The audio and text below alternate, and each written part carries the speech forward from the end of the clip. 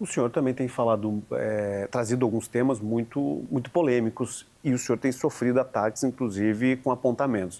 O senhor foi acusado de utilização de substâncias alucinógenas, o senhor já se posicionou, e eu quero que o senhor expanda um pouco isso, mas o senhor também foi acusado, agora mesmo nessa passagem pelo sul do Brasil, de xenofóbico. O fator de trazer essas temáticas causa uma sensibilidade que a população e os próprios políticos não estão acostumados a ouvir o que o senhor entende como verdade? Ah, sim, um exemplo, da substância. Na verdade é um cogumelo, o cogumelo alucinógeno. Uma vez eu já tinha usado antes, isso é uma coisa que tem um efeito muito grande sobre qualidade de trabalho e criatividade. Isso tem estudos nos Estados Unidos sobre isso. Inclusive o Trump, por coincidência, acabou de fazer um decreto para regulamentar o uso, vamos dizer, das substâncias que estão no próprio cogumelo alucinógeno, dentro da psilocibina. E eu sou favorável ao uso terapêutico e, inclusive, o uso de performance nisso, tanto dele quanto do próprio canabidiol. O canabidiol tem, por exemplo, ele é oriundo lá da maconha, ele tem efeitos comprovados no enfrentamento à epilepsia. E isso no SUS, para ajudar como um tratamento alternativo, os psicodélicos sendo utilizados como tratamentos para dores crônicas que as pessoas têm, isso é bom. E por que não utilizar? Não dá para você ficar usando, vamos dizer, analgésicos para tratamentos que vão durar anos, né? Você acaba, ele perde o efeito, isso tem consequências ruins, antidepressivo também. Então, eu sou favorável e não tenho vergonha de falar, porque o jornalista veio e falou, mas você num grupo falou tal coisa. Eu falei, eu fui no Flow Podcast, o maior podcast do Brasil, eu já falei sobre isso, eu já publiquei em revistas sobre isso, eu não tenho nenhum tabu para falar sobre isso. Não, mas e o seu discurso sobre crime organizado? Eu falei, não muda, ninguém vende cogumelo com facção criminosa, isso só existe no cocô da vaca, né? Desculpa o termo. E aí outra pergunta foi sobre xenofobia. Olha, eu fui no Maranhão, falei de problemas dos maranhenses para os maranhenses. E os maranhenses concordaram comigo. Eu falei das estradas do Maranhão, das favelas do Maranhão, da sujeira do Maranhão. Quando eu vejo um lugar que parecia um lugar do Maranhão aqui em Santa Catarina, eu falei, aqui em Criciúma. Falei, sim, aquilo parece o Maranhão. Aí veio pessoas de Criciúma ou de Santa Catarina, você é xenofóbico? Vocês não têm posição aqui, quem está me chamando de xenofóbico, de dizer que eu estou sendo xenofóbico? Minha relação com o Maranhão é uma relação que as pessoas não vão entender. Eu sou uma pessoa que vai no Maranhão tratar do problema maranhense. Tanto que o lugar que estava sujo, que era Coroadinho, que eu denunciei lá no Maranhão, o prefeito teve que ir lá limpar. E foi lá, prefeito, e limpou. Porque as pessoas têm uma demanda por isso.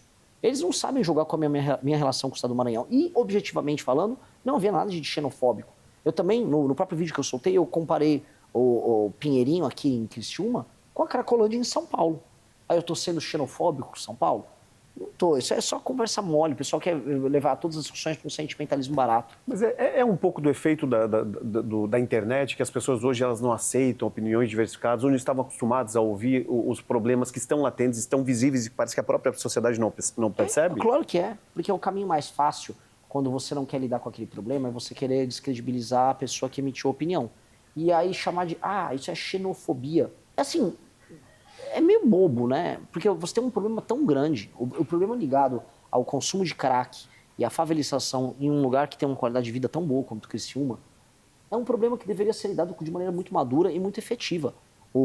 A venda de crack e o consumo de crack no Pinheirinho e a tomada daquela faixa ao redor da ferrovia lá da Teresa Cristina, aquilo deveria ser o tema central de todos os políticos da própria imprensa. Por que o jornalista que estava me xingando disso não foi fazer uma matéria ali?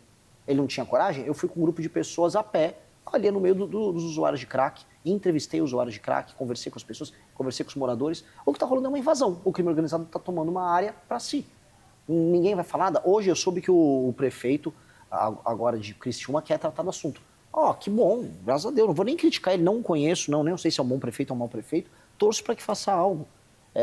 A gente deveria focar em resolver o problema. E sabe qual é a pior parte nessa história toda? Quando eu fui para o Maranhão, eu falei de problemas maranhenses para maranhenses na imprensa do Maranhão. Ninguém me chamou de xenofóbico. Aí vai um cara de Santa Catarina e me chama.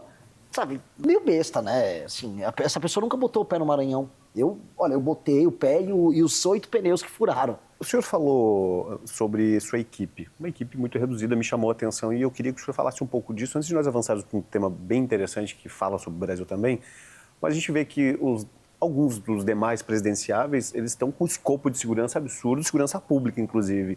O senhor está com uma equipe muito enxuta e, aparentemente, não tem essa estrutura. diante do que o senhor aponta, dos nomes que o senhor cita, do cenário que o senhor tem construído aí, sem, parece que não ter medo, de fato não tem medo de falar o que o senhor pensa e não tem medo de enfrentar qualquer represália ou qualquer ação que possa colocar a sua integridade física em risco? Eu estaria mentindo se eu dissesse que não existe medo. Eu acho que esses caras que estão falando que são muito valentes e tal, salvo alguns amigos como o meu amigo Arthur, que claramente é um cara naturalmente muito corajoso, tem coragem física, assim. Quase todo mundo que eu conheço tem medo. O lance é se você para diante do medo, se o medo te faz assustar. Eu estou continuando, apesar de me preocupar com minha Eu digo, segurança. inclusive, em perseguição política mesmo. Com certeza. No Maranhão, a coisa que mais tem é pistoleiro de cidade pequena. Né? Eu ia nas cidades pequenas e falava dos erros dos prefeitos. Para você chegar numa cidade pequena e o prefeito te botar para fora, mandar os jagunços dele te botar para andar, era a coisa mais fácil. Então, a gente tinha operações, porque a gente tinha que ser muito inteligente. A gente chegava na cidade sem avisar, a gente já chegava a gravar os nossos vídeos. Quando soltava os nossos vídeos, a gente já estava saindo fora da cidade, ou já estava indo no veículo da imprensa. Ou seja, tinha um susto geral. Prefeitos pelo todo o Maranhão ficavam falando, minha cidade não pode ser a próxima. E isso podia se reverter em algum momento em violência. Você tem muito apoiador de prefeito que não tem nada a perder ali, que por R$1.000 daria um tiro em alguém. Não é nem crime organizado, já estou falando de banditismo político de interior. E eu não tenho a estrutura dos outros, mas eu volto a colocar, a gente tem que compensar a falta de estrutura com mais trabalho. É compensar. Trabalhar.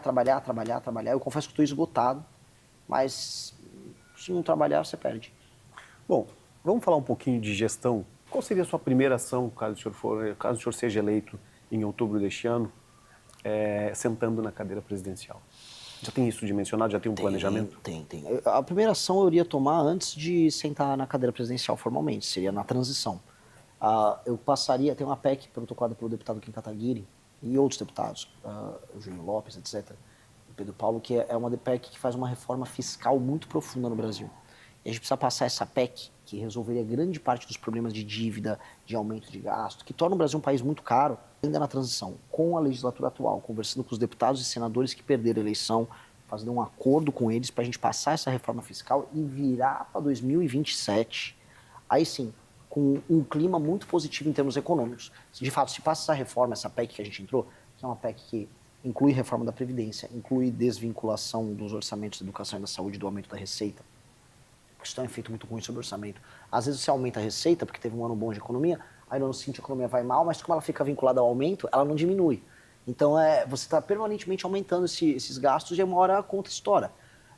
Você tem cortes de gastos absurdos que precisa fazer nos privilegiados do alto funcionalismo, corte de renúncia fiscal de grandes empresários que vivem uma mamata, a gente está falando de assim, centenas de bilhões nessa área, e outros temas até menores, fiscalização no BPC, no Bolsa Família, que tem muita fraude. Com base nisso, a gente levantar um espaço fiscal para que a gente possa economizar coisa de 3 trilhões de reais em 10 anos. A gente está falando de economizar em 10 anos 25% do PIB brasileiro. É muita coisa. Um quarto do PIB ser economizado em um período de 10 anos.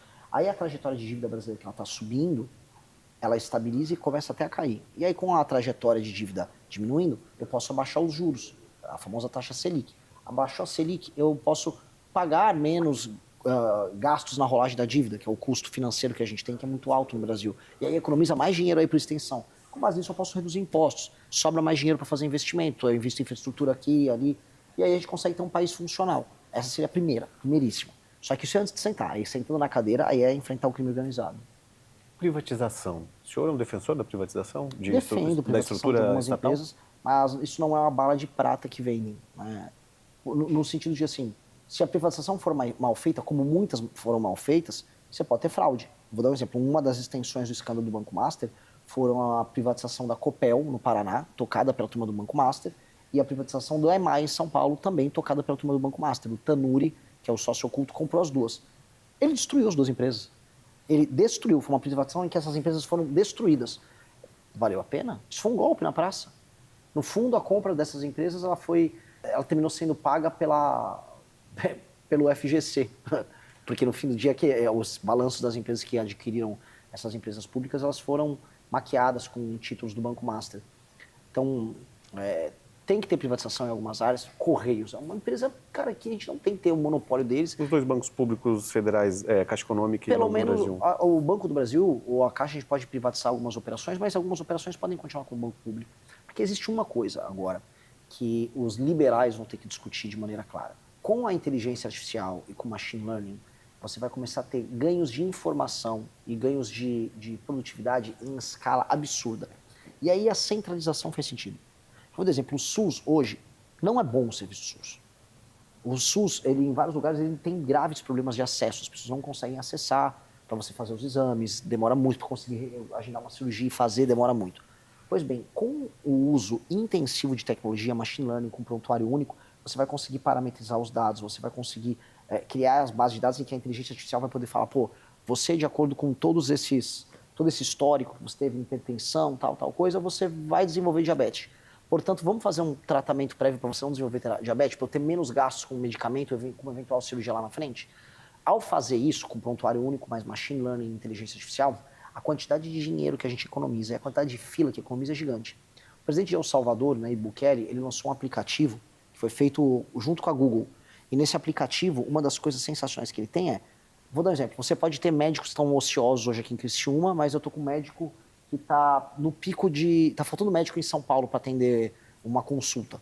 Se você faz isso via um aplicativo, o médico ocioso aqui fica disponível para atender a pessoa em outro lugar. E aí você começa a diminuir a velocidade nos atendimentos, para fazer teleatendimento.